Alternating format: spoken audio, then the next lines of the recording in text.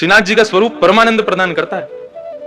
हमारे बाल कृष्ण प्रभु ने दुनिया भर के रूप धारण किए, कहीं पर बांसुरी बजा रहे हैं, श्री राधा वल्लभ जी में रोज ब्याह कर रहे हैं, बिहारी जी में नित्य मनोरथ कर रहे हैं, श्री गोपीनाथ गोविंद देव जयपुर में विराज रहे हैं, उनके भी अलग अलग रूप।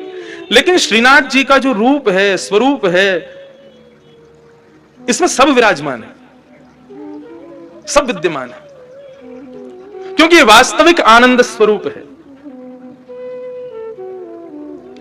एक भुजा ऊपर है और दूसरी भुजा कमर पर है।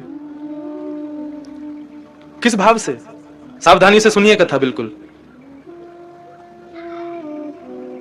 श्रीनाथ, श्री यानी राधा, श्री यानी श्री किशोरी जी, श्री यानी श्री लाडली जी, और श्री लाडली के संग युक्त होकर के जो नाथ विराजमान है वो है श्रीनाथ।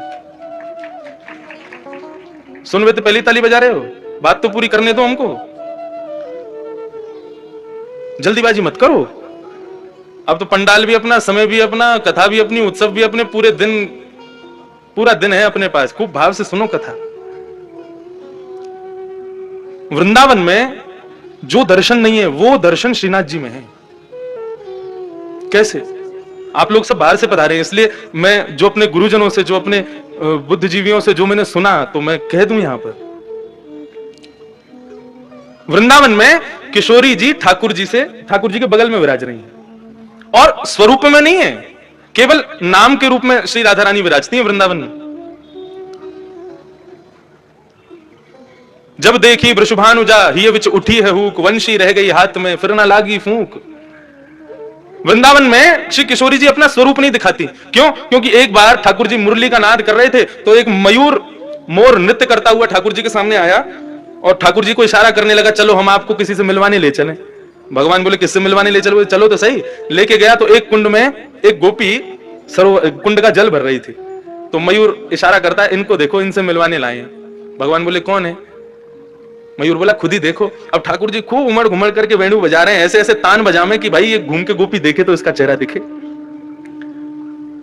लेकिन वो गोपी अपने कार्य में व्यस्त थी। लेकिन जैसे ही कार्य पूरा हुआ और जैसे ही उसने गागर में जल भर के जैसे ही अपने मस्तिष्क पर धारण किया और कार्य पूरा करके जैसे ही पीछे मुड़ी ठाकुर जी की ओर देखा, तब ये पद गाया। बोले, जब देखी वृषभानुजा, वो कोई गोपी नहीं है, श्री राधा रानी है। जैसे ही उनका दर्शन किया तो ठाकुर जी बंशी बजाना भूल गए। मतलब उंगलियां तो नर्तन कर रही हैं लेकिन फूंक नहीं निकल रही हृदय से, इतनी सुंदर श्री किशोरी जी। तो जैसे ही देखा कि भैया ये वेणु, ये क्या वेणु पे केवल उंगलियां घुमा रहे हैं, बजा क्यों नहीं रहे? तब किशोरी जी को लगा, अरे हमारे स्वरूप में मोहित हो गए। सो किशोरी जी ने घूंघट कर लिया। तब से आज तक श्री लाडली जी वहां घूंघट करके बैठी हैं। क्यों? बोले, यहां पर भक्त दर्शन करने आएंगे ठाकुर जी का, और यदि मैंने घूंघट ऊपर कर लिया तो ये तो मुझे देखते रहेंगे, भक्त ने तो देखेंगे ना। तो यहां हमारी श्री किशोरी जी घूंघट करके बैठी हैं। लेकिन नाथ द्वारा में किशोरी जी कहां है? नाथ द्वारा में लाडली जी कहां है? ये जो स्वरूप है ये श्री लाडली जी का है। एक स्वरूप नहीं है श्रीनाथ जी। ये दोनों स्वरूप जब प्रेम में उन्मुक्त होकर के एक हो गए, तब श्रीनाथ स्वरूप प्रकट हुआ। अपनी पूर्ववर्ती कथा में भी मैं बता रहा था कि जब रास करते हैं ठाकुर जी, तो दोनों के अंग का स्वरूप क्या होता है?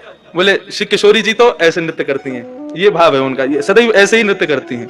और श्री ठाकुर जी दोनों श्री विठलनाथ के रूप में, जैसे दोनों कमर पर हाथ रख करके और इस प्रकार से ठाकुर जी नृत्य करते हैं। कभी आप रासलीला देखो तो काना मोर बने आए, कैसे आवे? यूं ही तो आवे, अपने कंधे पे हाथ रख, अपने कमर पर हाथ लगा के। तो ठाकुर जी ज्यादातर नृत्य ऐसे ही करते हैं। अब नृत्य करना नहीं आता, नहीं करके बता देता मैं। अब भाव यही है कि बार बार ठाकुर जी नृत्य करते करते ऐसे ही हो जाते हैं, और श्री किशोरी जी ऐसे ही नृत्य करती हैं। एक दिन किशोरी जी जब नृत्य कर रही हैं तो ठाकुर जी बोले, आज तो आप बहुत ही सुंदर लग रही हो। तेरो मुख नीको कि मेरो मुख किशोरी राधे। ठाकुर जी दर्पण देखें, दर्पण में किशोरी जी, जब ठाकुर जी और किशोरी जी दोनों देखें तो ठाकुर जी कहें, अच्छा लाडली जी यूं बताइयो, तुम्हारा मुख सुंदर है कि मेरो मुख सुंदर है? किशोरी जी कहें, जा प्रकार से अमावस्या में पूर्णिमा को चंद्रमा खिल जाए तो पूर्णिमा के चंद्रमा को देखवे के काजे सबन की दृष्टि व काली अंधियारी को भी देखे, वैसे ही आप हो।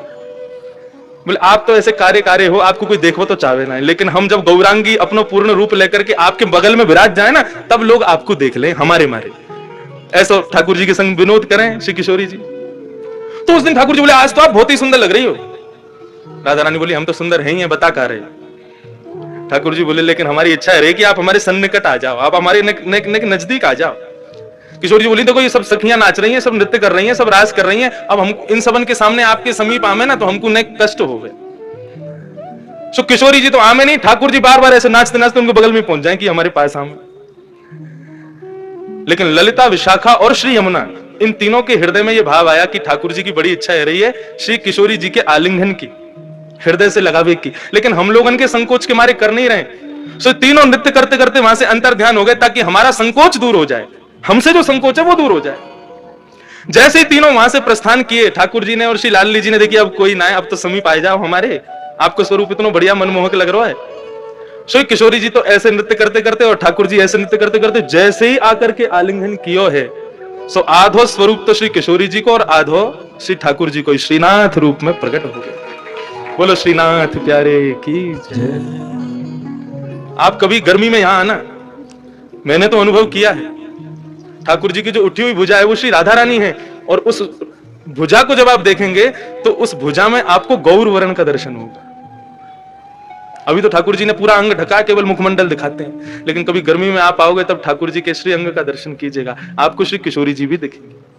तो आधा भाग श्री लाडली जी हैं और आधा भाग श्री ठाकुर जी हैं, दोनों के रूप एक हुए तब श्रीनाथ प्रकट हुए। हमारे ब्रज वृंदावन में तो फिर भी राधा रानी ने थोड़ा सा दूर रह के बैठी हैं, लेकिन यहां तो एक में ही बैठी। और यहां आए कहां थे, कहां से आए, हमारे यहां से तो आए, हमारे ब्रज से ही तो पधारे।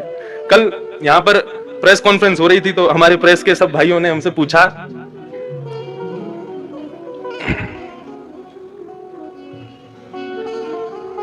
कि महाराज जी आप यहां कथा क्यों कर रहे हैं, तो उसके बहुत भाव बताए। एक भाव और आ गया मेरे मन में, अब नाथ द्वारा के जो लोग बैठे हैं वो इस भाव को सुन के कहीं हम पे गुस्सा मत करना, लेकिन हम ब्रजवासी हमारा भाव है, हमारे भाव आया। मैंने कि हम तो देखो ये हमारे आए हैं कि ब्रजवासी हैं, और जब भी ठाकुर जी को देखें तो पता ना क्यों स्वतः ही मन में भाव आ जाए, ठाकुर जी 11 घंटा चल के आना पड़े आपके दर्शन के काजे, तब आकर के यहाँ पे गाड़ी पहुंचे आपके दर्शन हो में। फ्लाइट पे भी आओ तो 6-7 घंटा तो लगी जाए, ट्रेन पे तो पूरी रात लग जाए।